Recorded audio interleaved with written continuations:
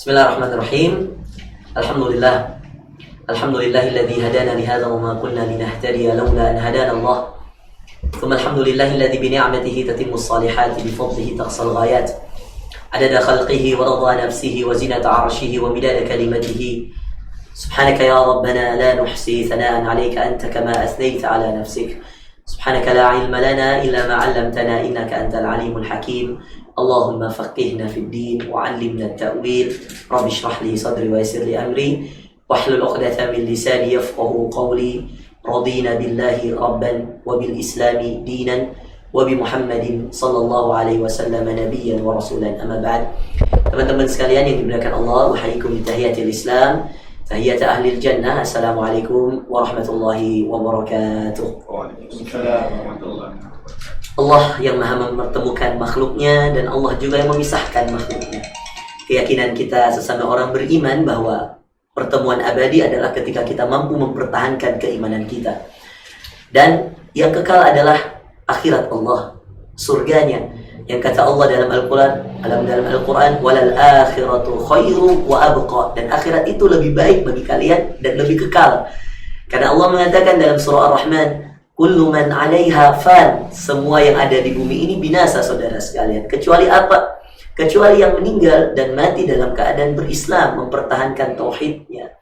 Hari ini saya bersama kedua orang yang sangat konsen, sangat memperhatikan tentang bagaimana mendakwahkan Islam ini ke seantero tanah air. Bahkan mereka berkeliling dari satu tempat ke tempat untuk mengajak orang-orang masuk ke dalam agama Allah. Yang Allah katakan, ya ayyuhalladzina amanu udkhulu fis silmi kaffah wa la tattabi'u khutuwatis syaitan innahu lakum aduwwun mubin. Kata Allah, hai orang-orang yang beriman, masuklah kalian dalam Islam secara kafah, secara sempurna. Wala tattabi'u khutuwatis syaitan, dan janganlah kalian mengikuti langkah-langkah syaitan.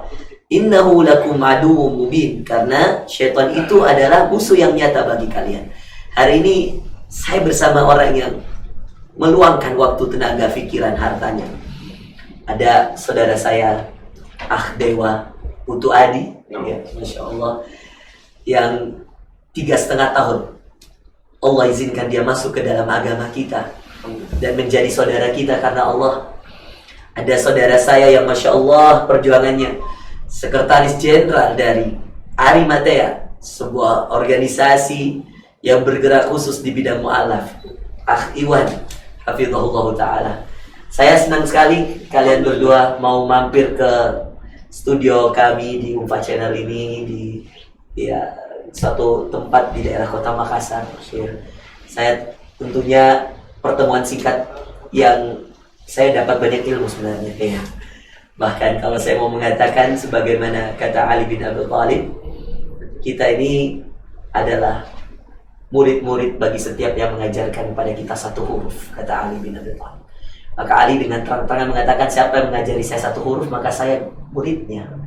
Maka saya berterima kasih ya sudah diajar banyak huruf-huruf ya, oleh Dewa dan oleh Iwan yang Masya Allah. Ya, mudah-mudahan pertemuan singkat ini jadi dari hadis Rasulullah yang diriwayatkan oleh Bukhari dan Muslim. Yang kata Rasulullah, ada 7 golongan yang dinaungi di akhirat kelak, yang tidak akan ada naungan kecuali naungan Allah. Golongan yang keempatnya 2 orang yang bertemu karena Allah, berpisah karena Allah. Kamu tidak tahu apa yang akan saya omongkan dan saya tidak tahu apa yang akan saya omongkan, kecuali semuanya Allah yang memberikan hidayah itu. Bahkan saya tadi sempat tercengang ketika mendengarkan statement dari antum bahwa antum membuatkan usaha kebab-kebab bagi orang-orang yang mu'alaf, bagi orang-orang yang mencari hidayah Allah, lalu antum biarkan begitu saja. Saya tercengang akhi, karena saya pun baru merintis usaha butik, kedai kopi dan seterusnya, dan saya merasa sangat jauh sekali dari apa yang antum perbuat. Tapi itulah agama Allah. Kita belajar dari kisah saudara-saudara kita.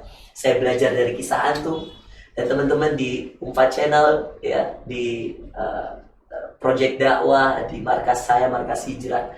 Saya betul punya markas kecil, ya baru saya rintis setahun yang lalu, markas Hijrah Indonesia, untuk juga bersinergi dengan teman-teman di Arimatea, di teman-teman di Wahda Islamiyah, teman-teman kita di Nahdlatul Ulama, di Muhammadiyah, dan di berbagai kalangan yang lain, untuk kemudian memajukan agama Allah tentunya ya. Kalau diizinkan nih, mohon maaf ya, kita mau belajar sama-sama, teman-teman juga mau belajar dari Iwan dan Dewa. Kita dengarkan kisah-kisah dan motivasi-motivasi untuk menyemangati teman-teman supaya giat berdakwah nih ya. Mungkin ada yang mereka belum tahu tentang gerakan kristenisasi. Mungkin Dewa yang sebelumnya beragama Hindu, teman-teman belum banyak mengetahui bagaimana agama Hindu tersebut dan bagaimana mereka mendakwahkan agama mereka atau mengajak orang-orang masuk di agama mereka. Iwan juga boleh nanti izin bercerita gimana perkembangan teman-teman di Arimatea, apa-apa saja target-targetnya, apa tantangan-tantangannya, dan saya yakin itu semua bisa jadi bagian daripada kehidupan dakwah teman-teman kita, insya Allah. Saya persilahkan Dewa untuk berbagi cerita dulu, mungkin kenalan sedikit lah, mungkin dikenalin ke teman-teman apa ininya, siapa, nama lengkapnya dan seterusnya. Barakallahu fikum. Assalamualaikum warahmatullahi wabarakatuh. Waalaikumsalam. Innal hamdalillah nahmaduhu wa nasta'inuhu wa nastaghfiruh wa na'udzu billahi min shururi anfusina wa min sayyiati a'malina. Man yahdihillahu fala mudilla lahu wa man yudlil fala hadiya lahu. Asyhadu an la ilaha illallah wahdahu la syarika lahu wa asyhadu anna Muhammadan 'abduhu wa rasuluh sallallahu alaihi wa ala alihi wa sahbihi wasallam. Berbahagia sebenarnya memang dari kehidupan saya sendiri, karena keluarga adalah Hindu, kemudian orang tua saya dua-duanya adalah Hindu yang asli Bali, tidak ada campuran sama sekali dari kakek nenek eyang buyut semua tok-tok orang Hindu, orang Bali, dan selalu menerapkan semua kebiasaan-kebiasaan dan tata cara Hindu dalam setiap aspek kehidupan, selalu seperti itu. Di Hindu ada namanya Trisandi. Trisandi itu persembahyangan 3 kali sehari. 3 kali sehari ya? Jam 6 pagi, jam 12 siang, dan jam 6 sore. Dan itu selalu dilakukan karena harapan dari keluarga saya, karena kakek seorang pendeta dan keluarga juga banyak dari kependetaan Hindu. Ini saya diminta untuk bisa mengikuti jejaknya sampai akhirnya itu saya masuk di STAH, Sekolah Tinggi Agama Hindu, itu di tahun 2002 di Bali itu. Awalnya di Jakarta. Awalnya di Jakarta karena saya dari kelas 3 SMP pergi ke Jakarta. Baik. Sampai SMA di sana dan kuliah juga di Jakarta. Jadi apa yang saya dapatkan di dalam STAH ini banyak hal yang luar biasa. Jadi kalau misalnya ada orang yang selalu bilang, wah saya masuk Islam karena mempelajari Al-Quran, itu saya bisa pastikan sepertinya bohong gitu. Oh gitu. Karena kalau seseorang dari agama yang non-Islam dan dia ingin mencari Tuhannya, biasanya dia cari kitab sucinya. Kitab sucinya, betul. Iya, kitab suci. Tidak langsung ke Al-Quran. Iya, betul. Jadi kalau dia bilang, wah saya langsung bandingkan agama saya dengan Quran, dengan Islam, dengan Al-Quran, ini terlalu jauh. Nggak masuk akal. Nggak masuk akal ya, karena mestinya dia kaji kitab dia dulu. Harusnya kitab dia dulu. Betul, dan betul. Setelah dikaji, memang seperti apa kata Allah dalam Al-Quran. Betul. A'udzubillahi minasyaitonirrajim. Bismillahirrahmanirrahim. Walladzina yu'minuna bima unzila ilaika wa ma unzila min qablik wa bil akhirati hum yuqinun. Betul. Dalam Allah menurunkan Al-Quran itu sebelum Al-Quran kita disuruh mengimani kitab-kitab sebelum Al-Quran. Betul. Walaupun mereka manusia-manusia ini sudah merubah kitab suci mereka seperti Taurat menjadi Talmud, dan Injil menjadi Bible, Alkitab dan sebagainya, dan di Weda pun juga seperti itu. Jadi ada 250.000 ayat kurang lebih menceritakan tentang Rasulullah SAW dan tentang Islam.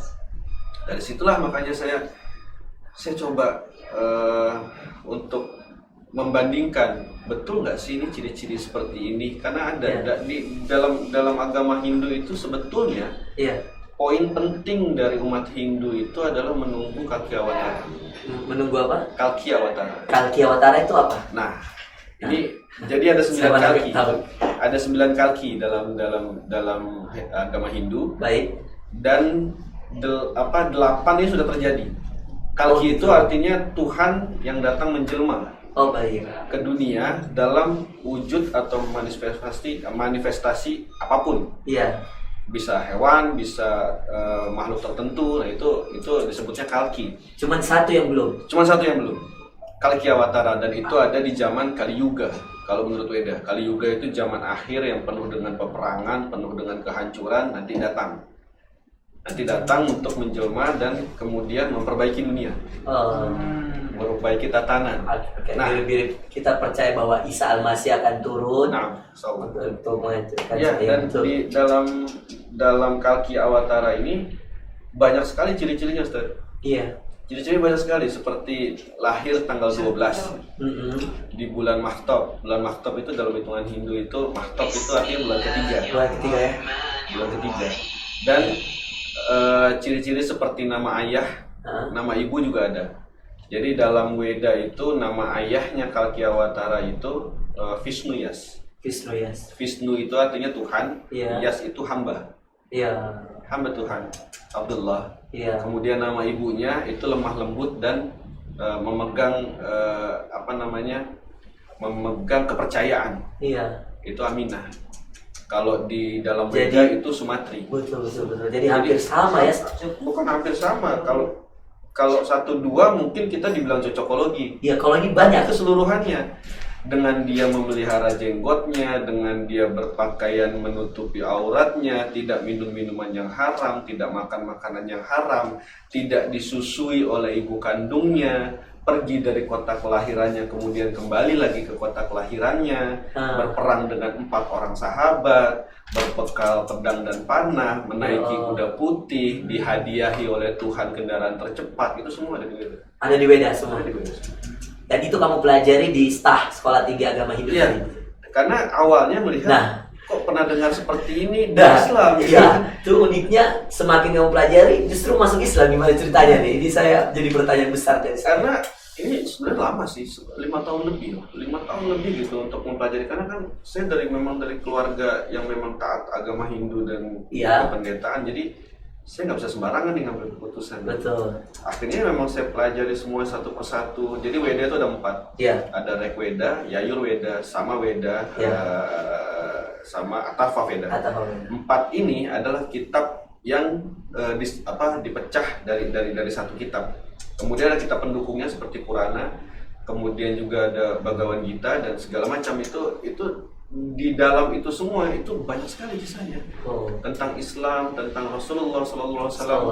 Seperti dalam bahasa Weda itu orang suci yang disebutkan berkali-kali dalam Weda. Ustadz bisa tebak gak nama yang disebutkan di situ apa? Enggak. Mahamada. Ya Allah. Itu disebutkan Mahamada. Itu orang suci yang disebutkan akan ada orang suci. Bisa diartikan orang suci, maharsi atau mahaguru. Selalu disebutkan Mahamada. Selalu seperti itu. Mirip sekali dengan Muhammad. Ya memang artinya itu. Karena pun kalau kita artikan dengan Kalki Awatara, Kalki Awatara itu kita Google Translate ya. Kalki Awatara itu artinya utusan terakhir. Dan Kalki Awatara ini punya nama kecil, yaitu Narasangsa, atau kebanyakan orang dengan lisan India itu bisa menyebutnya Narayana. Itu artinya yang terpuji. Jadi semua ketentuan seperti itu kita satu persatu dipelajari di sekolah tinggi itu semakin. Nah, by the way, selesai nggak dari sekolah tinggi itu sampai lulus? Enggak. 4 semester aja. 4 semester. Untung nggak sampai lulus. Bongbong duit jadinya. Nah, tunggu dulu nih, saya menarik karena tadi dikatakan semua keluarganya Hindu. Kemudian bahkan kakek-kakek dan nenek semuanya orang taat lah ya. Gimana cerita dapat hidayahnya nih? Ya karena mempelajari itu saya nggak bisa karena sudah melihat ini sebuah kebenaran, kenapa harus lama, nanti keburu mati. Ada orang tertentu yang datang, ada kejadian tertentu, nggak ada ya? Belajar sendiri saja. Terus memutuskan masuk Islamnya ketika 2017.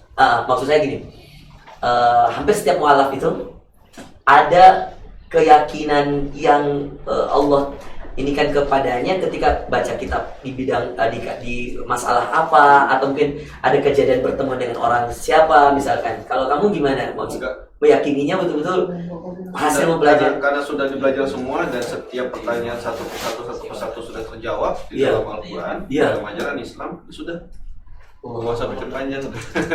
Makanya alhamdulillah dan senang sekali gitu. Jadi awal ketemu sama loh, karena itu kebetulan ada pertukaran pelajar ya. Kita kan ada, kalau namanya kelas internasional, kadang-kadang kita dikirim ke negara tertentu untuk mempelajari. Dan kebetulan di New Delhi itu ya memang rumahnya Zakir Naik. Iya betul. Jadi waktu itu kamu ada pertukaran pelajar ke sana? Ya, jadi di sana itu tujuannya saya mencari Weda dalam bahasa Hindi.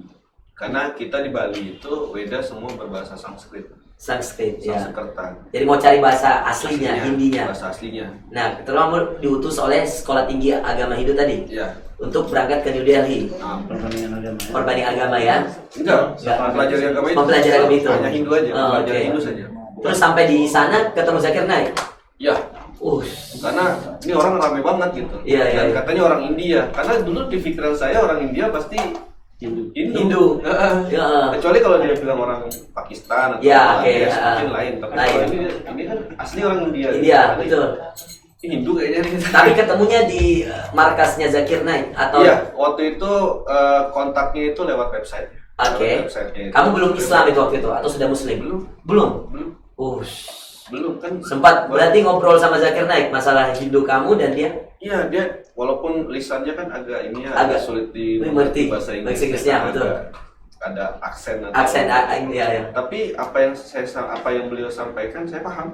Oke. Saya paham. Jadi tentang Hindi, tentang bahasa Hindi dengan bahasa Sanskrit yang dia artikan itu kamu paham? Alhamdulillah bisa paham. Jadi begitu kita dapat, waktu itu kan agak sulit.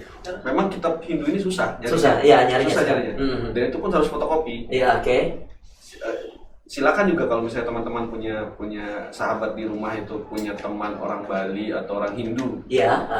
Coba deh iseng gitu tanya, punya nggak Weda di rumahnya? Nggak punya ya? Umumnya nggak ada. Oh gitu ya? Umumnya nggak boleh. Ajib ya? Karena nggak boleh. Oke, yang boleh megang itu hanya pendetanya? Hanya pendetanya atau orang yang sedang belajar ilmu pendetaan, sudah. Oh gitu. Yang lain tidak boleh. Nah, pas ketemu dengan Zakir Naik, kamu belum dapat hidayah di situ?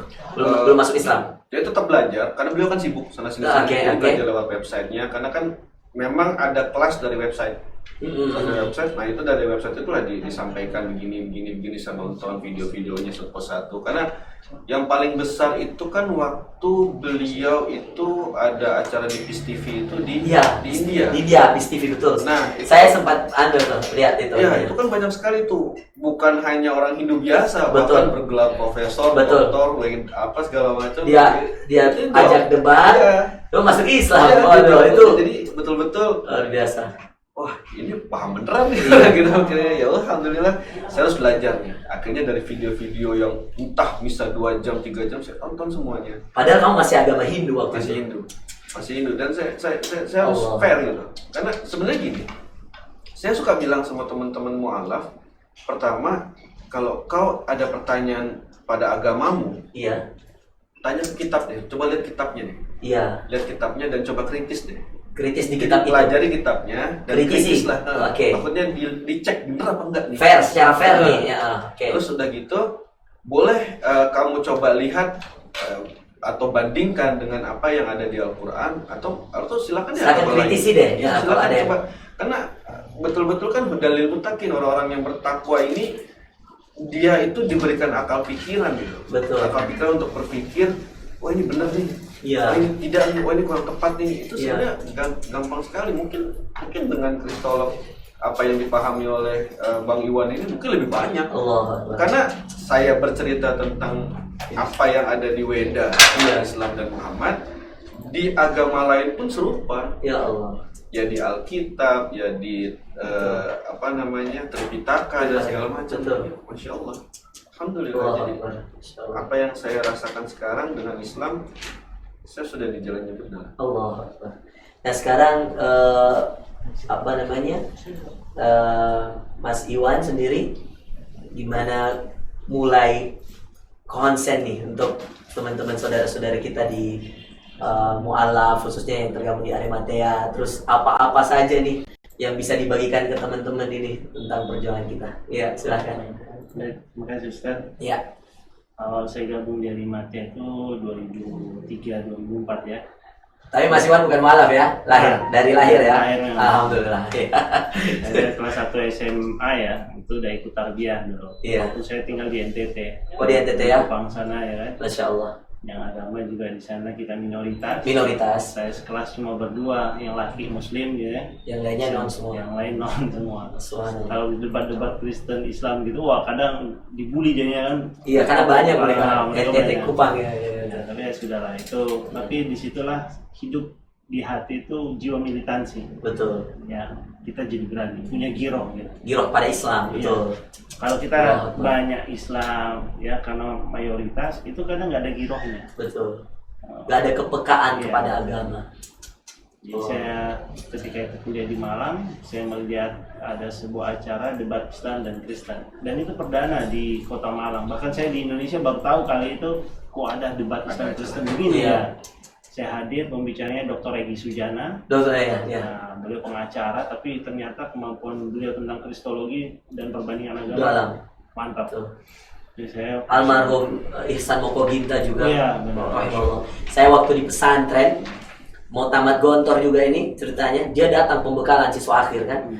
Kiai mau santri-santrinya peka karena bakal ada yang diutus ke daerah-daerah Kristen kan, termasuk Onaf, Kupang, Flores dan lain sebagainya. Itu Ambon gitu. Itu betul-betul luar biasa mereka-mereka ini. Subhanallah. Sekarang lanjut. Oke, jadi begitu bergabung, jadi di Arimatea ini ada dua bidang ternyata. Iya. Ya. Ada kristologi, perbandingan agama, Iya. itu yang memang tertarik perbandingan agama dengan dalil-dalil ya. Iya. Saya lemah di situ Ustaz. Betul. Karena saya tidak ada basic pondok gitu. Iya. Saya kurang membaca. Saya lebih senang dengan visual. Visual. Yang kedua di Arimatea itu ada misiologi. Misiologi. Nah, ada kristologi, ada misiologi. Bedanya di mana nih? Kristologi perbandingan agama. Perbandingan agama. Misiologi ini gerakan misi di lapangan. Yang Oke. biasanya itu lebih kepada gerakan-gerakan penanganan kasus-kasus. Oke. Sebagai advokat gitu ya. Iya. Tapi ini advokat muslim tanpa dibayar, Betul. meluangkan waktu bantu saudara-saudara Islam yang membutuhkan bantuan. Orang mau murtad, Iya. keluarganya minta tolong, atau sudah murtad bagaimana kita bisa nyulik, bantu untuk mengembalikan dia direhabilitasi Ya Allah. akidahnya. Nah, itu yang di misiologi itu. Itu misiologi. Teman-teman misiologi ini yang menyelamatkan mereka dari hal-hal yang sifatnya jeratan, hal-hal yang sifatnya provokasi dan lain sebagainya ya. Nah, dan juga banyak kami membongkar-bongkar kasus, contoh tentang mualaf-mualaf gadungan yang ternyata di banyak tempat ini masih bergentayangan. Mualaf gadungan, mohon maaf, gimana menjelaskan mualaf gadungan Mualaf ini? gadungan ini dia punya Penyusup. penyusup Oh, lah gitu. ya.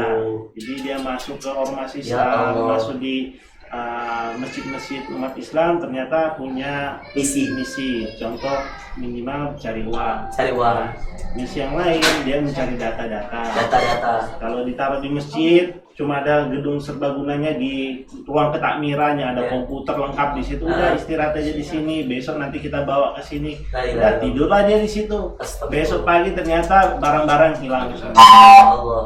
Ya, seperti itu. Jadi itu pertama. Yang kedua, banyak juga mualaf-mualaf gadungan ini masuk di lembaga-lembaga Islam punya misi untuk mengadu domba. Iya. Dan kami punya, biasa kita presentasi Ustaz, materi-materi tentang kearimateaan yang tidak pernah kami publish di medsos. Betul. Ya, memang itu untuk khusus ketika datang ke tempat-tempat tersebut untuk menjelaskan kepada audiens, ini loh gerakan para misionaris, ini loh gerakan salibis ke depannya. Ya, dan itu gerakan rahasia yang kami ungkap gitu. Iya. Contoh seperti di Majelis Mujahidin ya, Iya. sekelas itu pun dimasuki oleh penyusup. La ilaha illallah. Sampai majelis mujahidin. Majelis Mujahidin. Di Ustaz. tempatnya Ustaz Ustaz Israfil, Ustaz Abu Jibril, ya Allah, kawan semua. Awas ya. Betul. Nah, Bahkan di rumahnya Habib Sampai di Rizik. situ ya. Iya, di rumahnya Habib Rizik sendiri anak yang Ustaz.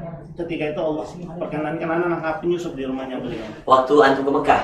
Enggak, Di Bogor. masih di Tamburan. Taburan, ya, oke. Nah, di rumahnya Habib Rizik dan di situ pas ada Ustaz Sobri Lubis pula. La haula. Tahun 2005.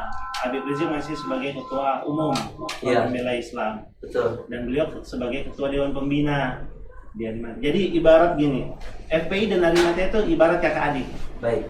Nah, jadi ADRT-nya juga mirip-mirip. Mirip-mirip ya? Nah, karena pengurusnya juga itu juga. Allah Karena dulu kan Akbar. sedikit ya. Iya. Habib Muksin itu ketua Dewan Suro di FPI. FPI. Tapi beliau ketua di Arimatea. Arimatea, betul. Habib Rizik Rizik itu ketua FPI, tapi ketua Dewan Pembina di Arimatea. kombinasi Kombinasinya, kolaborasi gitu. subhanallah. Jadi begitu ketemu penyusup di rumahnya Habib, saya bawa nama, saya dari Arimatea Habib. Oh, Habib langsung ngerti, oh ini memang job desk-nya Arimatea tentang mualaf, gabungan, melakukan investigasi, advokasi itu memang bidang kami gitu. Iya. Ya, dari 2004 lah Ustaz, Allah. itu eksis sampai sekarang, alhamdulillah banyak lah yang Ada berapa kira-kira yang sudah diislamkan di Arimatea ini? karena cabang banyak ya. Iya. Yang setahu saya mungkin ratusan Ustaz. Ratusan ribu ya? Ratusan aja. Ratusan aja? Belum sampai ribuan, belum. Oh gitu. Nah, Alhamdulillah. kalau Ustadz Ihsan Mukoginta itu Masya Allah itu. Beliau pribadi malah ya. Pribadi? Itu datang ke Palu berapa puluh Iya, orang. iya, Islam. betul, Beliau, betul. beliau lebih ini. Sampai tua bayangkan Iya. itu. La ilaha Masya illallah. Allah. Karena kemampuan beliau memang tentang kristologi Oh, udah dalam sekali. luar biasa beliau. Nah, Masya. beliau waktu pertama Arimatea buat film pertama Iya. debat Islam Kristen. Debat Islam Kristen itu. Mualaf vs Murtadin. Iya. Nah, beliau bersama Ustadz Nababan, dengan Ustadz Yusuf Ismail Al-Hadid dari Yogyakarta. Jogja. Betul. Itu awalnya Ustadz. Baik, Masya Allah. Saya, teman-teman, kita baru saja dengar ini. Ada dua hal menarik nih bagi saya dari Akh Dewa dulu. Pertama, lahir di lingkungan Hindu. Seluruh keluarga Hindu. Bahkan kakeknya termasuk salah seorang pendeta di sana. Tapi lihat hidayah Allah datang kepada orang yang Allah pilih. Tidak ada yang pernah menyangka bahwa dia yang akan menjadi orang yang mempelajari semua kitab-kitab Hindu sampai mempelajarnya ke India, kemudian Allah berikan hidayah padanya. Kebalikan saudara sekalian, sebahagian orang hidup dalam keadaan muslim, keluarganya Islam, tapi karena satu dan lain hal ya, banyak sekali cara-cara Allah itu untuk menarik hidayah itu ya. Ada dengan pasangan, pernikahan, dan uang, ya, dan lain sebagainya.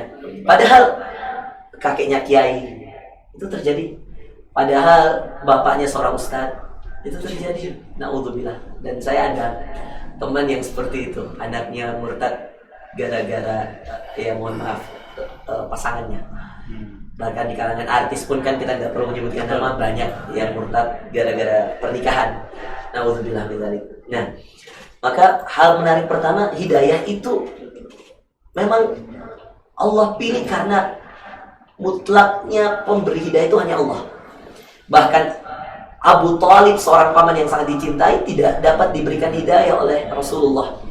Pemuka terbesar agama ini, teladan terbaik agama ini, cuman mengatakan pada pamannya sampai membujuk di akhir kehidupannya, "Qul ya ammi, wahai pamanku, katakan la ilaha illallah atman lakal jannah."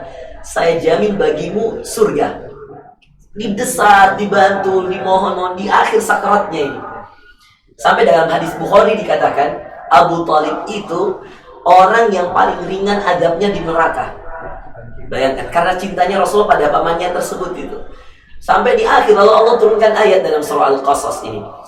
Innaka la tahdi man ahbab. Allah katakan pada Rasulullah, wahai Muhammad, kamu nggak bisa berikan hidayah kepada orang yang kamu cintai. Lalu Allah mengatakan, walakinnallaha yahdi man yasha. Tapi Allah memberi hidayah pada siapa yang Dia kehendaki. Engkau gak bisa beri hidayah pada yang kamu cintai.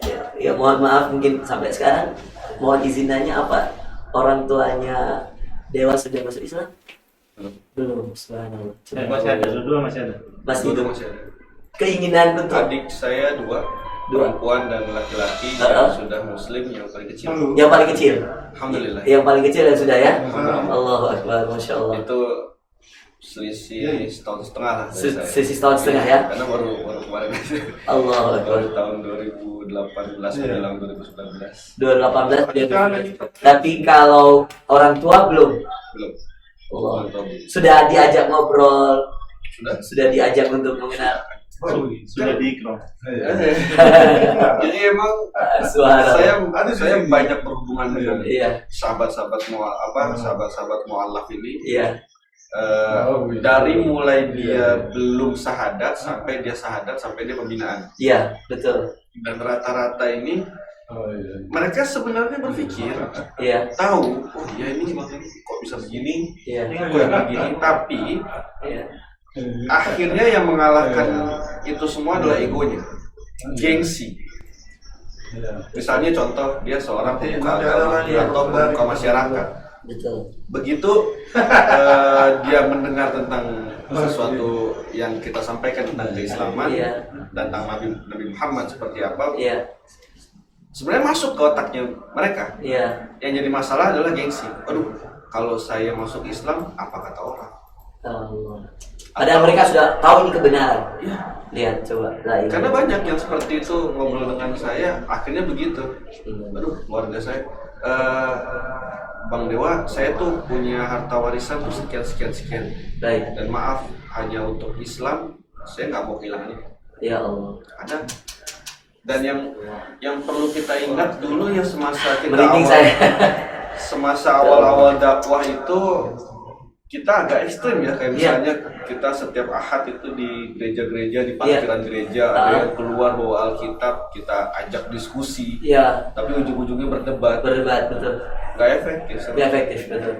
Akhirnya kita rubah dengan cara-cara adab, Heeh. karena banyak hal-hal yang membuat mualaf ini bisa bersyahadat itu diantaranya dengan adab kita sebagai umat Islam, Baik. dengan adab yang baik, Iya. dengan tutur kata yang baik, bahkan hal-hal yang kecil dan sederhana saja itu bisa mengislamkan orang. Allah. Karena ada Contoh-contoh gimana mualaf nih? di kita Hal itu sederhana gimana? suatu hari dia naik mobil dengan temannya, terus temannya bilang, udah sore nih, gue mau sholat dulu dong. Iya. Jadi dia masuk ke masjid.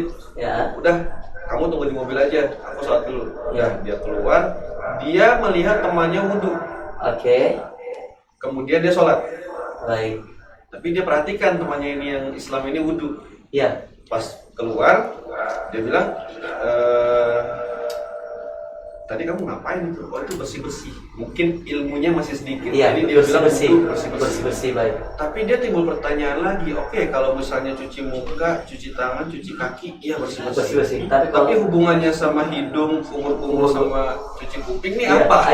iya. Bersih-bersih apa? Apa gigit-gigit karpet dalam masjid? Betul, Enggak. betul, iya, iya. Itu kan jadi sumber pertanyaan buat dia. Akhirnya dia bertanya sama orang yang lebih punya ilmu lagi. iya. Kenapa kok harus begitu? Oh ini ajarannya begini-begini. Ternyata di Alkitab dia juga ada. Ada juga. Di Yohanes, di Matius ada, buka kasutmu, cuci kakimu, basuh tanganmu dan wajahmu, lalu masuklah ke bait Allah. Itu dia baca. Jadi dia melihat sesuatu dulu, Dia baru belajar. dia coba kritis, Iya, coba kritis. dulu, dia belajar, akhirnya dia punya Dapat hidayah. dapat hidayah. Hal sederhananya perhatiin orang wudhu. Ya, ada yang lebih sederhana lagi ya. Apa itu? Disenyumin.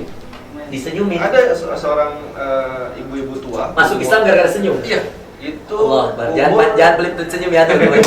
itu umur Allah Akbar. 67. 67 tahun ibu-ibu ini. Iya. Agamanya sebelum Islam Nasrani.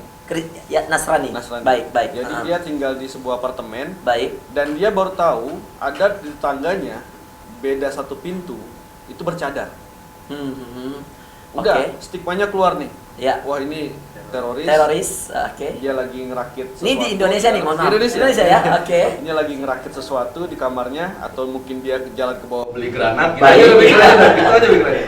Oke. Tapi lama-lama dia sadar kalau setiap hari bertemu justru hanya perempuan bercadar itu yang menyapa dia. Oh gitu.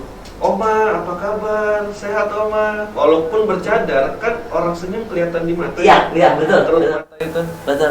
Dia sadari itu. Oh. Sampai akhirnya dia bertanya, ngobrol, kamu gimana? Iya, saya guru anak, saya guru TK.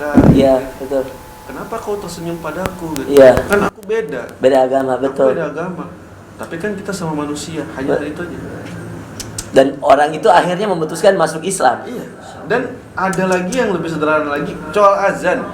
Azan Dengar azan begitu merdunya sampai ke hatinya Islam. masuk Islam. Sebenarnya makanya saya bilang sama teman-teman dan sahabat-sahabat mualaf gitu ya, atau teman-teman yang sedang mempelajari Islam dan ada niat untuk belajar tentang Islam, harapan saya sih dia tetap belajar dan bisa syahadat nanti. Tapi Iya. saya perhatikan mereka Allah ini menyirami kita dengan hidayah itu setiap saat sebetulnya. Allahu Akbar. Bahkan kepada siapapun. Ya Allah. Contoh seperti azan. Iya, itu cara Allah memberi hidayah juga ternyata. Yang kafir dengar nggak Ustaz? Kan dengar, mesti dengar. Yang Hindu dengar. Semua dengar. Selama kupingnya masih normal. Coba bayangkan kayak gitu waktu saya di Bali, Ya. Masjid Baitul Makmur yang ramai banget sholat subuhnya itu. Menang Ya, Hah? Menang Maning. Oh itu ya Allah, saya sampai akhi wallahi saya bilang Ini orang nangis saya. Ini orang Bali asli, ini orang Bali beneran. Bali, kalau ini Bali. Beliau tinggal di Bali. Iya di Bali. Beliau tinggal di Bali. Ana waktu pertama kali ke Bali, Allah izinkan 2000 berapa, 3-4 tahun yang lalu itu. Sholat di masjid itu diminta tausiah. Ya Allah, nangis saya sholat subuh kok kayak sholat Jumat. Nah, Padat banget, ya Allah, Allahu Akbar. Saya merinding akhirnya, saya bilang, ya Allah, ini Bali atau Makassar sih? Ini Bali atau Aceh? Saya, ya Allah, ini sampai sebanyak itu orang dan anak tanya ada yang sampai 25 kilo dari Tabanan, dari mana? Dia datang untuk sholat subuh situ dengar tausiah katanya ahad subuh. Inna Allah. itu makanya saya bangga dengan teman-teman seperti Bang Iwan ini yang Iya. hidup di Bali. Karena Betul. saya walaupun orang Bali asli, tapi jalur dakwah saya Jabodetabek. Allah. Ini beliau bukan orang Bali, Iya, tapi dakwahnya di Bali. Iya, ladang dakwahnya di Bali. Justru di Bali pusatnya Iya. keluarga antum dan Pertama, Hindu itu. kadang-kadang DKM masjid takut. Karena kan dia bikin poster, bikin apa, kalau ada antum kalau ada Mantan foto, Hindu tuh kan takut, riskan di sana. terus kan bahaya. oh takut kalau beliau yang ceramah. Iya. Iya, Karena- dia terusnya mantan Hindu. Oh, mantan Hindu itu dia takut. dari nama aja kan kelihatan. Saya Dewa- bilang Dewa Putu Adi. Ini Dola apa Putu ini? Adib, orang Hindu nih. Ya, Mesti. karena kan saya udah ngerasain penjara 2 hari kan. Di Bali penjara 2 hari gara-gara ujaran kebencian. Oh gitu. Padahal apa yang saya sampaikan mah ya apa yang ada di Yang lapornya orang Hindu. ya tetangga sih itu sekitar masjid. Jadi ya sudahlah, mereka saya nggak takut, nggak pernah takut, tapi Iya. yang justru yang tidak ingin ribut adalah pihak dari DKM masjid. Iya, jadi akhirnya antum bilang udah ke itu aja. Yang berani cuman yang di kampung saya, ini Singaraja, Singaraja ya, oh ya. sama teman-teman dari Karangasem nih. Tapi kalau Singaraja saya ke sana mayoritas muslim. Iya, Saya karena nemu di sana banyak muslim tuh. Iya, ada kampung Bugis. Habaib banyak kan lihat. Kan ada kampung Yaman di sana. Iya. Di Singaraja. Jadi memang awalnya dari saudara-saudara kita yang dari Yaman ini. Yaman, akhirnya menetap, berbaur, berasimilasi, menikah dan sebagainya, punya keturunan. Jadi Allahu Akbar. banyak yang berkata justru di kampung Yaman itulah pencetak dai-dai terbaik yang ada di Bali. Di sana. Betul. Alhamdulillah. Saya ketemu alumni Limpia juga di sana. Ada beberapa, masya Allah, teman-teman di Singaraja tuh saya herannya masih provinsi Bali. Ternyata ada kampung yang masya Allah keislamannya kuat sekali di sana. Makanya saya bilang sama teman-teman, jangan pernah bilang, tar dulu, gue belum dapat hidayah. Enggak. Allah ngasih hidayah tuh setiap hari, setiap detik, setiap menit, setiap saat. Betul, Kita mau ambil apa enggak? betul. Itu dia. Jadi hidayah itu seperti tamu. Iya, Kalau kita masih ketutup pintunya, betul, insya Allah tamu itu nggak akan pernah masuk. betul. Tapi kalau kita sudah Buka. buka pintunya, tamu itu akan masuk sendiri. Hal sederhana tadi, wudhu, senyum, Azan. ya Allah. Dan itu yang dicontohkan oleh Rasulullah Sallallahu Alaihi Wasallam. Betul. Hanya dengan menyuapi seorang buta Yahudi setiap sore, Betul. tidak dibacakan ayat apapun, Betul, tidak didakwahi, tidak bahkan dicaci maki, beliau diam. betul. Terus dilakukan sampai akhirnya beliau meninggal. Si buta Yahudi ini masuk Islam setelah Rasulullah tidak ada. Betul. Jadi Islam itu memang Sampai dikatakan oleh Abu Bakar bertanya pada Aisyah, saya pernah mendengar cerita ini. Setelah wafat Rasulullah SAW, Abu Bakar nanya sama Aisyah, wahai anakku, apa amalan suamimu yang belum dikerjakan ayahmu? Kata Aisyah, nggak ada wahai ayah kecuali satu aja. Karena Abu Bakar itu satu-satunya sahabat yang paling serius betul-betul mengamalkan semua sunnah. Samina wa Semua, ata'na. samina wa ata'na. Suatu majelis dengan para sahabat semua. Siapa yang sudah mengantar jenazah? Abu Bakar angkat tangan. Nah, Siapa yang sudah menjenguk orang sakit? Abu Bakar. Sudah bersedekah? Abu Bakar angkat tangan. Siapa yang berpuasa? Abu Bakar angkat tangan. Lalu datang Abu Bakar karena girahnya, semangatnya luar biasa. Rasulullah wafat, dia datang ke anaknya Aisyah. Apa amalan suamimu yang belum dikerjakan ayahmu? Nak? Kata Aisyah, nggak ada wahai ayah kecuali satu. Apa itu? Ada seorang buta yang tiap pagi atau tiap petang Rasulullah berikan makan. Gitu. Lalu Abu Bakar minta untuk kemudian ditunjukkan dan dia datang. Lalu kemudian ketika disuapin, ya ini bagian dari akhlak Sallallahu Alaihi Wasallam. Orang Yahudi tersebut memang hari-harinya karena buta, nggak ngeliat siapa-siapa, kerjanya ngatain Muhammad pembohong, Muhammad gila, penyihir, pendusta. Itu yang tiap hari di Abu Bakar pas mau nyuap itu kaget sekaget-kagetnya karena ini loh yang disuapin oleh Rasulullah SAW. Yang ketika Rasul menyuapinya nggak pernah mau peduli dia mau ngomong apa gitu, disuapin aja. Subhanallah. Lalu kemudian Abu Bakar nyuapin. Saya di Sudan waktu nyeritain ini nangis. Saya pernah cerita ini di Kota Batu juga nggak kuat nyeritain. Saya Siddiq Abu Bakar. Kata dia, mana orang yang biasa nyuapin saya? Kata Abu Bakar, dia telah wafat gitu.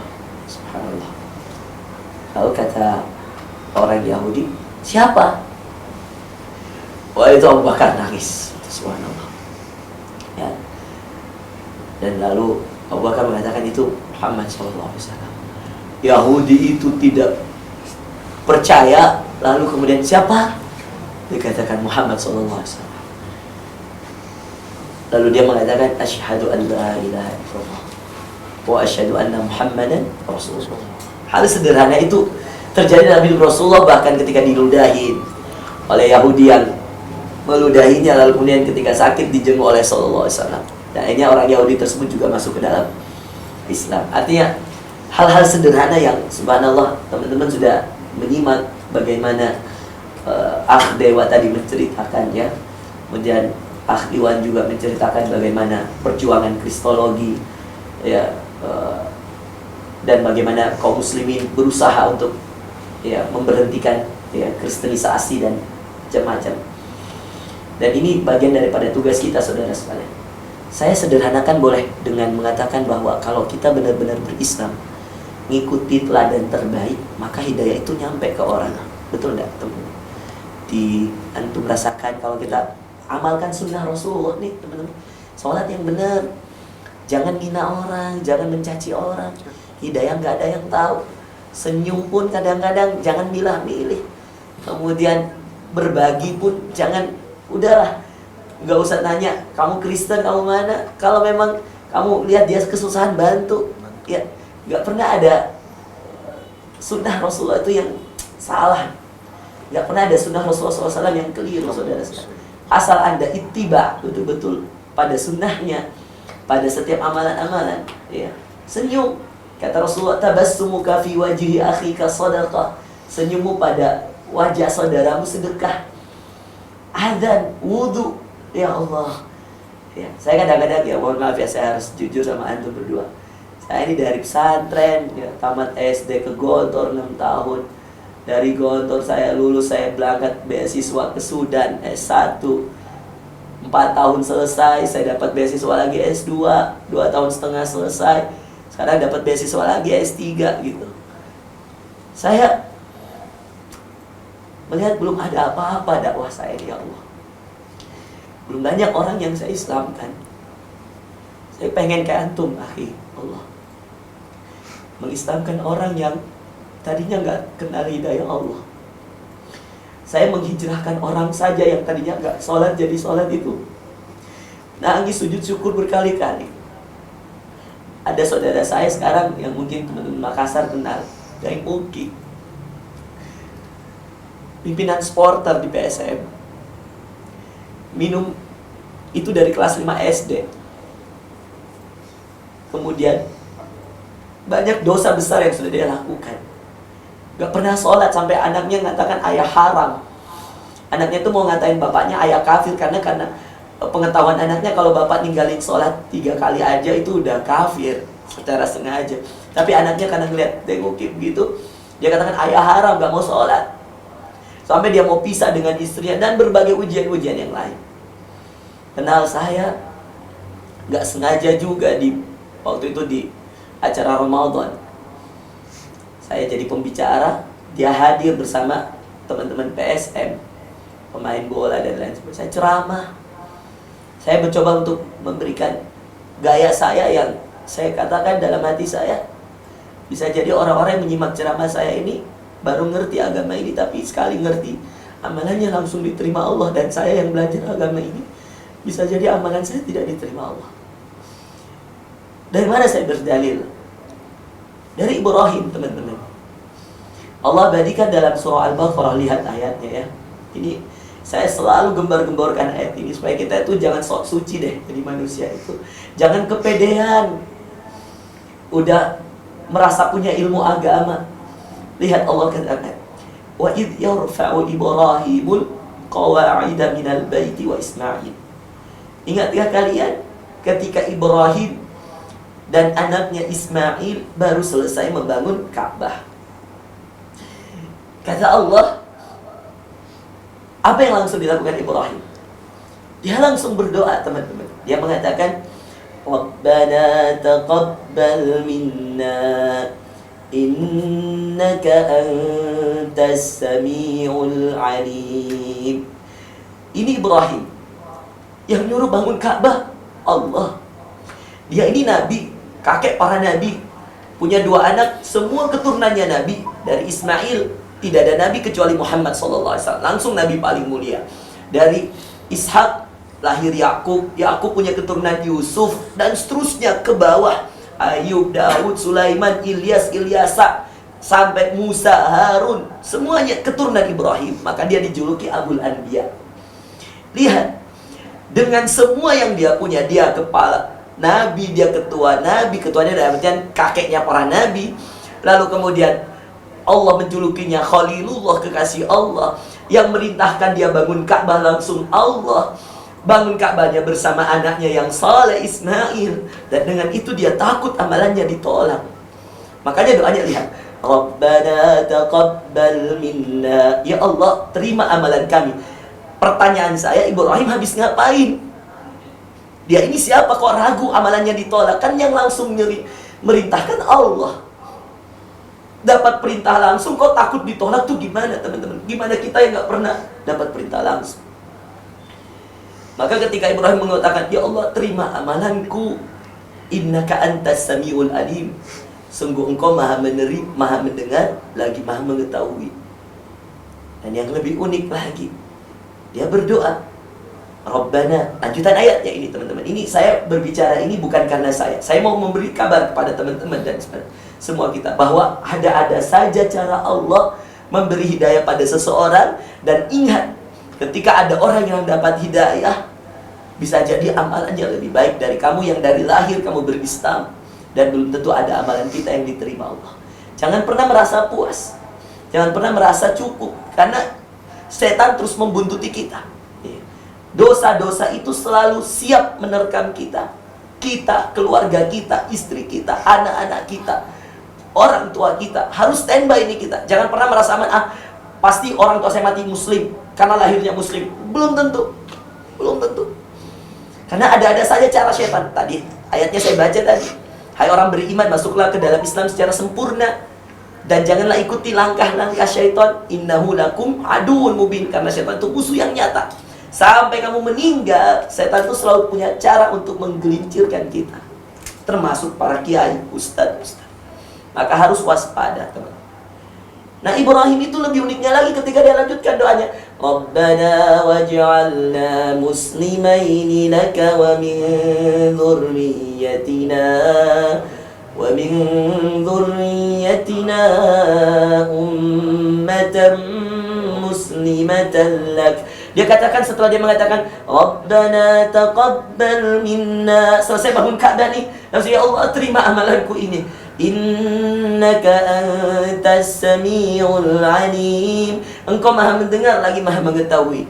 Lalu dia melanjutkan doanya, Rabbana, ya Allah, ya Tuhan kami, waj'alna, jadikan kami ya Allah, dia dan Ismail, waj'alna muslimaini laka wa min dzurriyyatina, jadikan kami orang yang berislam padamu ya Allah, dan seluruh keturunan-keturunanku. Lihat, dia doakan keturunan-keturunannya. Terbukti semua anak-anaknya Nabi. Allah Akbar. Semua keturunannya dijadikan Nabi Ibrahim.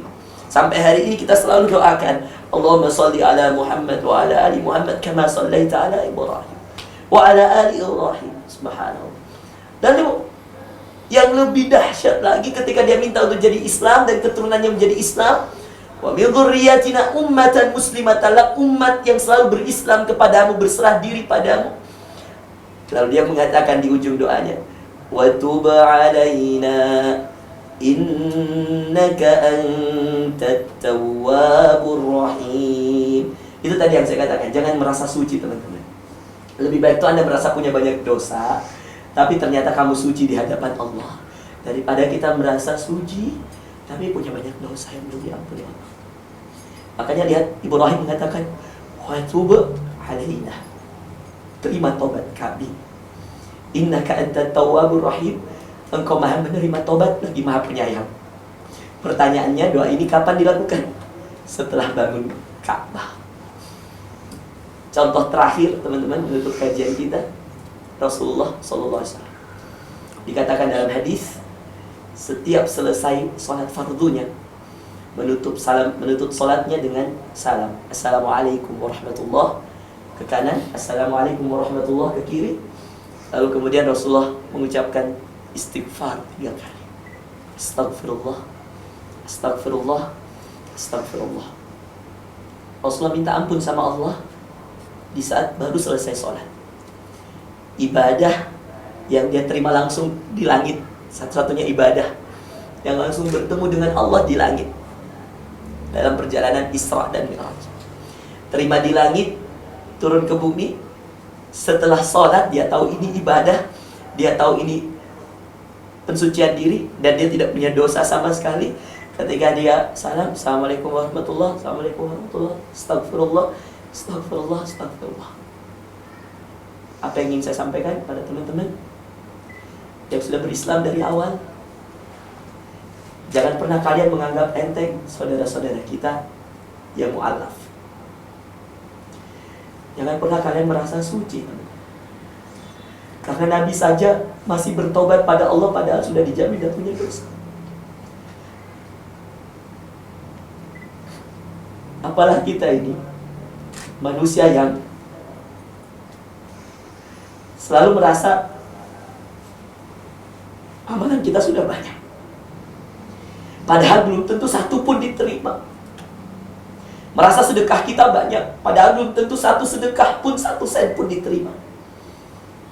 Di saat yang sama, ada orang yang ketika berwudu membasuh tato-tatonya.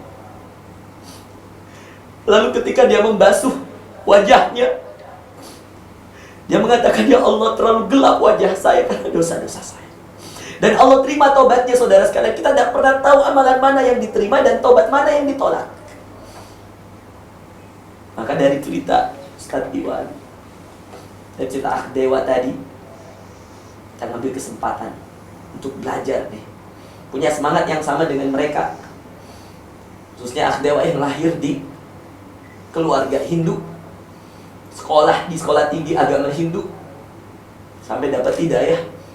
Bayangkan, gak sia-sia YouTube yang dia buka, gak sia-sia uang yang dia pakai untuk ke India, teman-teman.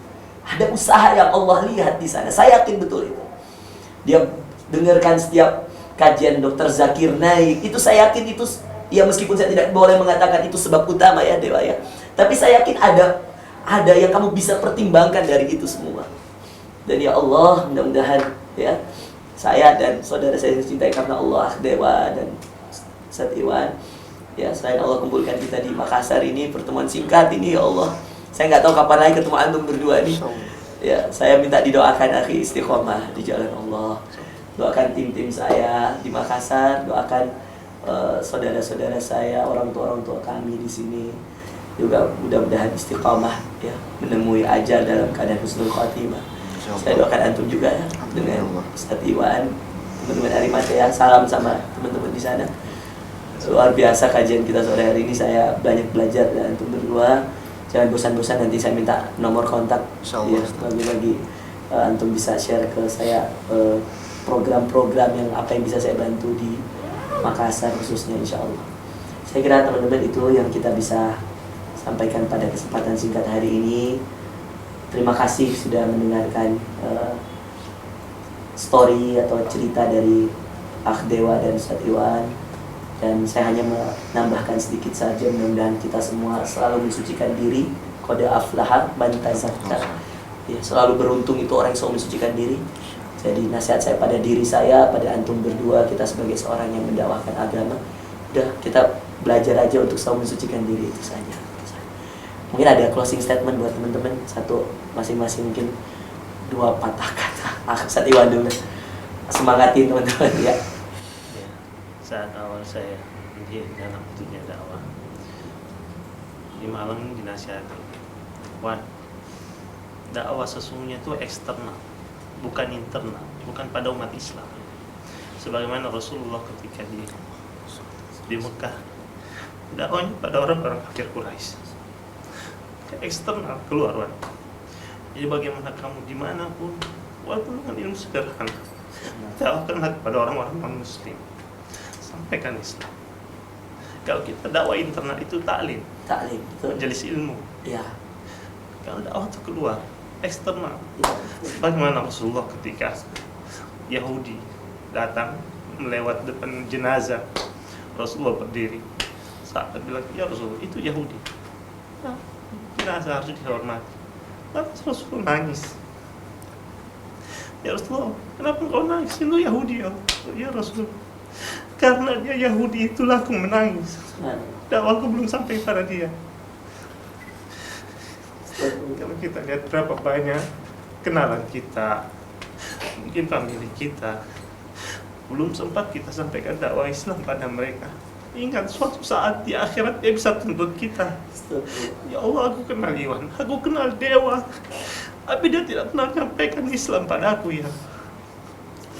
Jadi, mengajak pada teman-teman kesempatan ini, ayolah, jangan kita hanya jadi objek dakwah orang para misionaris yang datang ke rumah kita, mengetuk rumah saudara-saudara kita, ketok dia datang, berani dia nawarkan agama yang batil. Agama batil aja percaya diri dia datang tawarkan. Kita agama yang hak, agama yang benar, tapi kita sungkan, takut orang tersinggung. Ayo kawan-kawan, bangkitlah, dakwahkan Islam, agama yang hak. Semoga ini menginspirasi buat teman. Kurang lebihnya dari saya. Jazakallah khair. Saya tidak mau jadi orang yang zalim, tahu sesuatu yang benar tapi tidak disampaikan. Ya seperti Ustaz tahu, badan saya penuh gambar semua, dosa banyak, tapi saya nggak mau sombong gitu, maksudnya tahu sesuatu yang benar, tapi saya simpan sendiri. Saya harus bagikan, dan saya harus biasakan lisan saya untuk menyampaikan. Betul. Makanya saya nggak mau dibilang ustadz, nggak mau dibilang dai atau ya apalah, saya cuman seorang yang baru belajar Islam aja. Cuman kan Allah terlalu baik menutupi semua aib saya, nggak kelihatan ini ya. Tapi kalau Allah buka semua ya selesai kita semua. Lalu berharap apa lagi kecuali membiasakan lidah saya untuk menyampaikan. Untuk Islam kan cuman mengajak, Ustaz. Jalan kita dari rumah ke masjid, lihat tukang bakso, bang jam asar nih ya salat ya, kan cuma segitu doang. Iya, betul. Perkara dia mau ikut atau enggak kan bukan bukan urusan kita, yang penting kita udah biasain lidah kita. Tapi teman-teman kita ini, saudara-saudara kita yang muslim ini lebih cenderung cuek, lebih cenderung kehilangan adab, Betul. tidak peduli.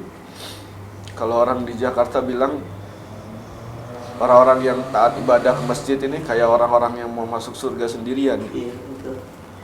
Padahal kan kita tahu surganya Allah kan luas sekali. Betul.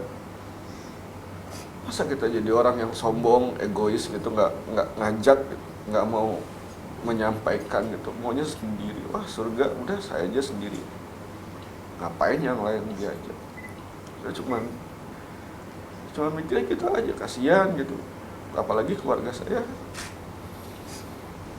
belum ada sedikit yang muslim, baru adik aja. Jadi Iya. ya mencoba untuk terus belajar. Pesan juga buat teman-teman yang mualaf,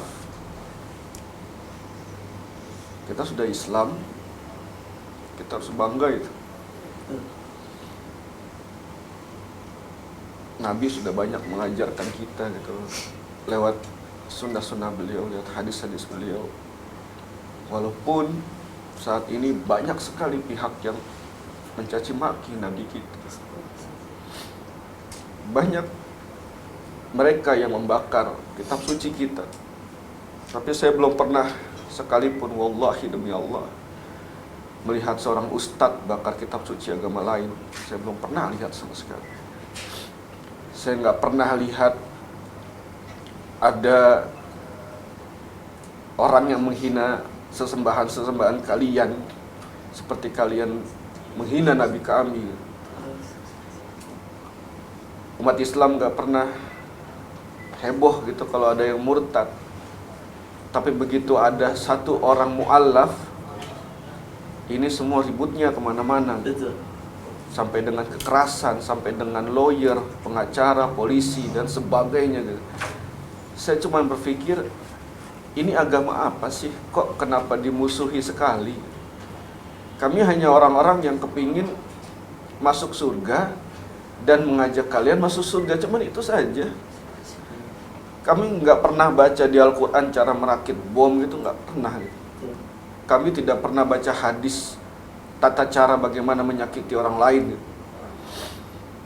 Nggak pernah. Kami hanya ingin jadi manusia yang baik di dunia, juga baik di akhirat, dengan mengajak yang lain juga, dengan mengenalkan Islam. Karena sampai sekarang pun walaupun banyak sekali pembenci-pembenci Islam, tapi saya sampai sekarang insya Allah saya masih meyakini sebenarnya tidak ada pembenci Islam, itu tidak ada. Mereka hanya belum kenal. Betul. Belum tahu. Kalau sudah kenal, dia kan tahu bahwa Islam ini adalah rahmatan lil alamin. Inilah penolong kita. Inilah jalan satu-satunya yang diridhai Allah. Agama yang ditunjuk oleh Allah. Tapi kita malu. Begitu pakai kopiah, baju koko sedikit sudah diledekin. Aduh, soalim. Banyak di luar sana saudari-saudari kita yang akhwat tidak berhijab, pakaiannya serba terbuka. Tapi banyak juga saudari-saudari kita yang sudah berhijab, sudah berjilbab, sudah bercadar bahkan, tapi tidak pernah mau menyampaikan, ngajak. Kenapa? Harusnya kan diajarin, dikasih tahu dengan cara yang lembut gitu. Karena saya pernah mencoba gitu di Bekasi, Ustaz. Saya mencoba gitu. Saya beli dengan uang saya sendiri gitu. Iya. Pasmina itu banyak gitu. Iya.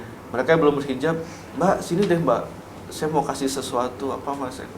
Coba ya, nanti ada salah satu beberapa teman akhwat saya nyobain pakai ini. Coba ya Mbak ya, kalau suka bawa pulang aja, kita kasih kok. Cuman begitu aja. Dan memang masuk Islam ini bukan karena uang, nggak mungkin. Makanya saya selalu bilang sama teman-teman mualaf, Islam itu miskin, saya bilang. Jangan berharap bisa punya uang banyak masuk Islam. Saya uang banyak sekali itu masuk Islam habis. Allah ambil semuanya. Bahkan anak sama istri saya aja pernah hampir meninggal gara-gara saya nggak punya uang buat melahirkan waktu itu. Jadi saya bilang sama teman-teman mu'alaf, kita mu'alaf sudah benar. Jangan jadi pengemis. Kalau mau minta sama saya atau teman-teman yang lain. Mendingan kita cari, kita bantu, udah itu aja gitu. Saya juga jalan ke sini nemenin Bang Iwan, nemenin teman-teman untuk coba mengenalkan Islam. Kadang-kadang saya bohong, Ustaz. Saya bilang, kapan Bang ke Medan gitu misalnya. Ntar ya saya susun dulu jadwalnya gitu biar nggak bentrok. Padahal sih yang bener saya ngumpulin duit dulu. Kalau saya nggak mau dia membebani mereka gitu. Dengan belikan saya tiket pesawat, hotel segala macam. Itu kan buat teman-teman yang masih kesulitan, itu kan sangat bermanfaat daripada tiket pesawat saya gitu. Pernah juga mu'alaf yang kita temukan meninggal karena lapar, Ustaz. Karena lapar. Dan itu jaraknya wallahi 50 meter dari masjid. Saya ketemu DKM-nya. Bapak nggak tahu ini ada yang seperti ini? Enggak. Dia mu'alaf, Pak. Ya dia nggak pernah minta, nggak pernah bilang. Ya saya ngajarin memang. Saya nggak pernah, kamu gembar-gembor nih bawa sertifikat kamu Islam, minta sedekah, minta zakat, minta ini. Kita hasnaf kok, kita Berhak. punya hak untuk mendapatkan zakat. Enggak. Jangan. Mendingan usaha, kerja, minta bantuan sama kita aja, jangan sama orang lain. Dan kita wallahi duit sendiri. Nggak apa-apa sedikit, yang penting bisa cari. Ada lagi, cari lagi. Butuh bantuan lagi, kita usahain deh. Ada kita kasih, nggak ada kita cari. Daripada mu'alaf ini makin tercoreng.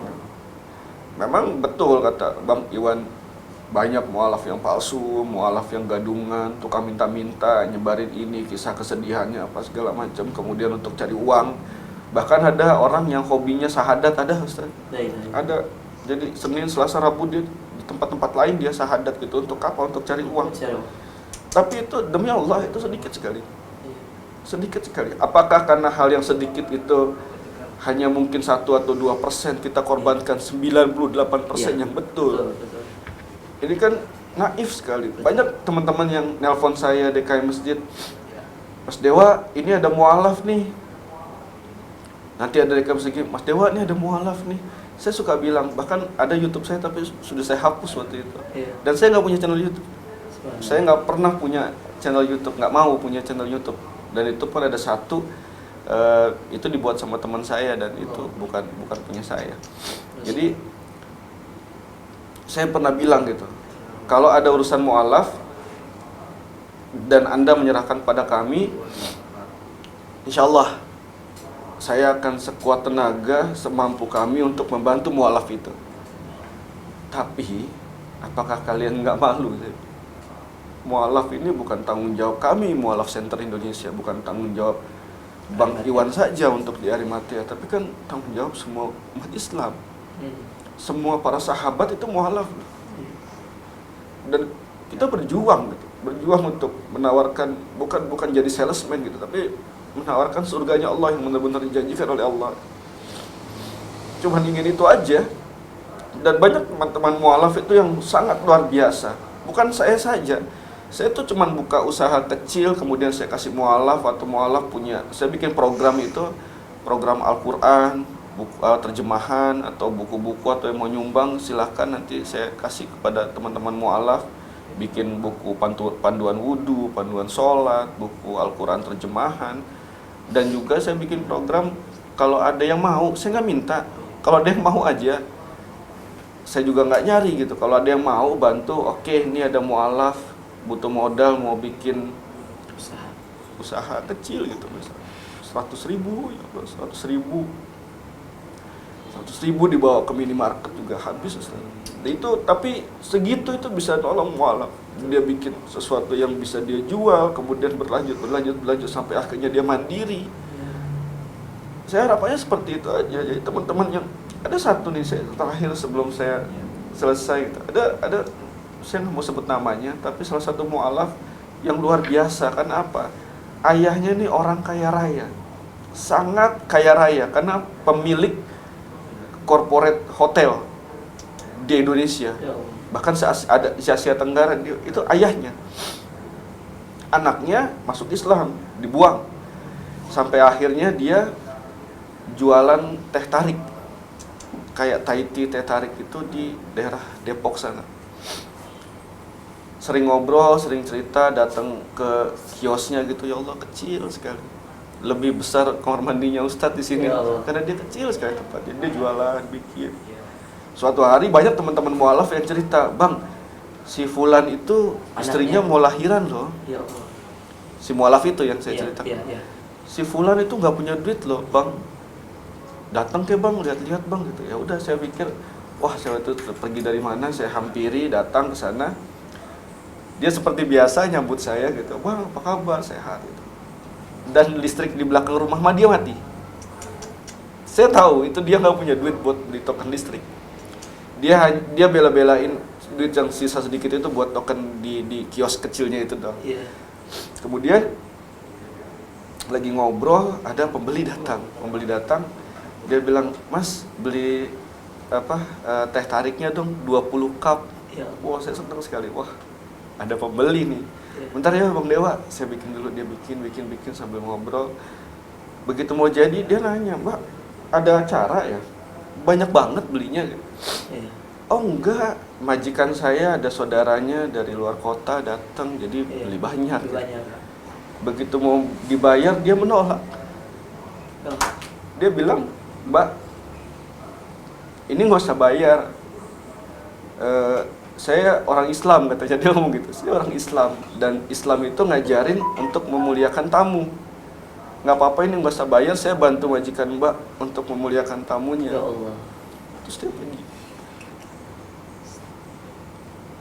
Itu mualaf, Ustaz. Ada mualaf kita yang dipukulin sampai cacat permanen oleh keluarganya. Cacat permanen. Ada yang dipotong lidahnya, akhwat. Dan dia telepon saya, Bang Dewa, aku udah bisa. Yang nggak sejelas ini suaranya, lebih tidak jelas lagi suaranya. Jadi dia mau nunjukin saya dengan senang hati kalau dia udah bisa Al-Fatihah dan lebih jelas kedengarannya. Setelah dipotong lidahnya di bagian ujungnya itu. Jadi kayak gitu. Bagus kah abang denger gak? Abang ngerti gak? Iya, ya ngerti. Aku bilang aku denger. Nanya kayak gitu banyak, Ustaz. Saya cuma kepingin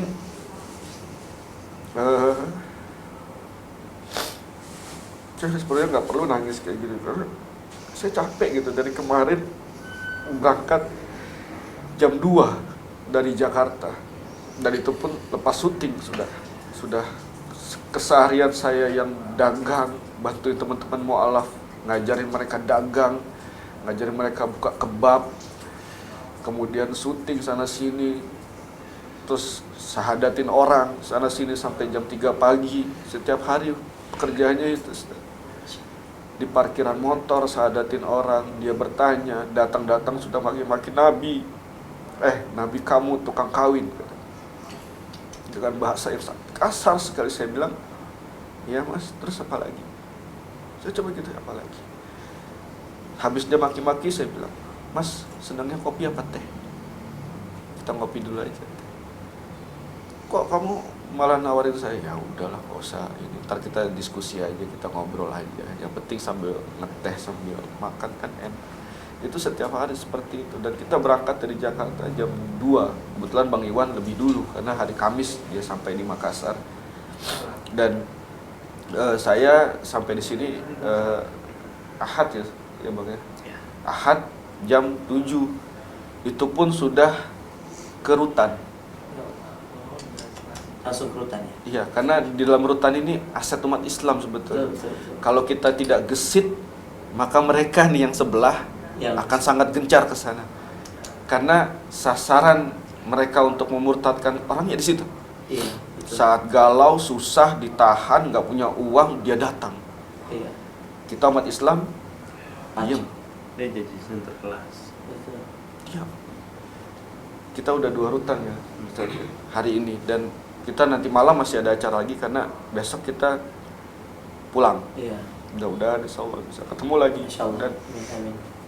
saya senang sekali bisa Insyaallah. ke Makassar lagi. Insyaallah.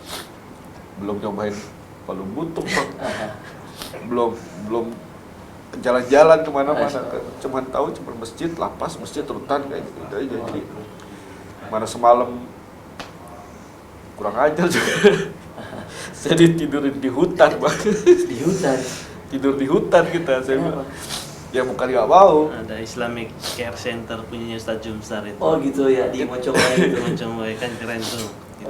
Kita culik bawa ke Saking sana. kerennya itu ya kita tidur di di tenda Masya yang Allah. penuh laron semua, tapi alhamdulillah ya Jadi seperti ada abang, cerita ya? iya biar abang ya, kata abang bilang kita punya cerita. Iya, Jadi dakwah jangan seneng-seneng aja karena udah biasa datang pesawat, pernah dikasih tiket bisnis.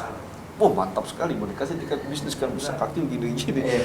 Terus hotel bintang 4 kayaknya menyenangkan gitu. Pas ngelihat saudara-saudara kita yang ternyata di dalam sana masih ada.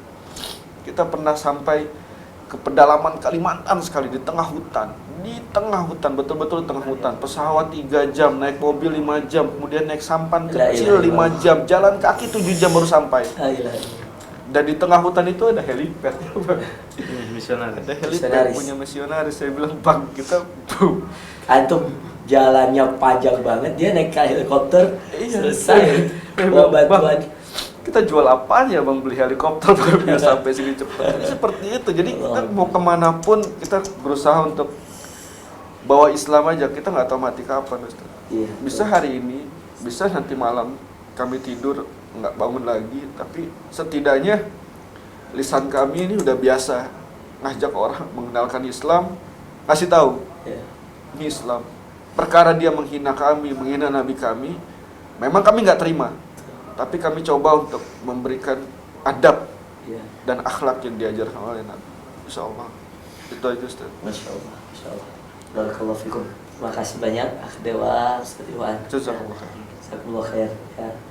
Sudah sampai Makassar, mudah-mudahan perjalanan dakwah di Makassar dan juga nanti balik ke tempat masing-masing terus diberi kekuatan kesehatan Amin, ya Allah, Allah. keluarganya dijaga semuanya. Mohon teman-teman yang nyimak ini di YouTube dan seterusnya mohon didoakan Amin. beliau berdua dan kami juga supaya kita semua bisa kuat. Teman-teman juga semua kita adalah dai, semua kita adalah umat Rasulullah yang harus menyampaikan dakwah-dakwah beliau, menjadi penyambung lisan beliau, dan mudah-mudahan kita semua dikumpulkan di surga Firdaus bersama Rasulullah SAW. Terima kasih sekali lagi ya, ada Akh Dewa ya, Ustaz Iwan, terima kasih ya. Terima kasih juga. Iya. Kami siap. Kabisnya langsung cocok ya Allah. Tinggal satu Ya Allah. tinggal satu di putih pas saya Iya. bilang mudah-mudahan cocok, bismillah kasih gitu. Ada yang cocok ya udah pas langsung. Tinggal kita nyari Palu Butung. Iya. Nanti cari palu butuh palu basahnya nanti Insya ditemani. Allah. Oh, Palu basah tadi ada ya? Palu Cuman basah. nggak nyobain terlalu. Belum nyobain ya, insya Allah. Insya Allah. Mudah-mudahan pokoknya Makassar ini ahlan wa sahlan. Insya Allah. Iya. Ya Allah. Di sini nggak dipalu-palu kok orangnya. Dan cantik-cantik di sini. Masya Allah. Cuman takut sama panaiknya aja. Karena tugas kita juga teman-teman mualaf juga senangnya ya udah kita udah cocok, kamu juga udah cocok, udah kita nikah. Kita paling sering Ustaz. Dinikahkan. Iya, paling sering sekali. Supaya terjaga Iya, keimanannya. insya Allah. Insya Allah. Insya Allah. Baik, terima kasih. Jazakumullah khair. Teman-teman semuanya, kita tutup dengan kafaratul majlis. Subhanakallahumma wa bihamdika. Asyhadu an la ilaha illa anta astaghfiruka wa atubu ilaik. Sallallahu ala nabiyina Muhammadin. Wassalamualaikum warahmatullahi wabarakatuh. Waalaikumsalam. Fadal, fadal, fadal. Masya Allah. Masya Allah. Fadal, fadal. Masya Allah. Masya Allah.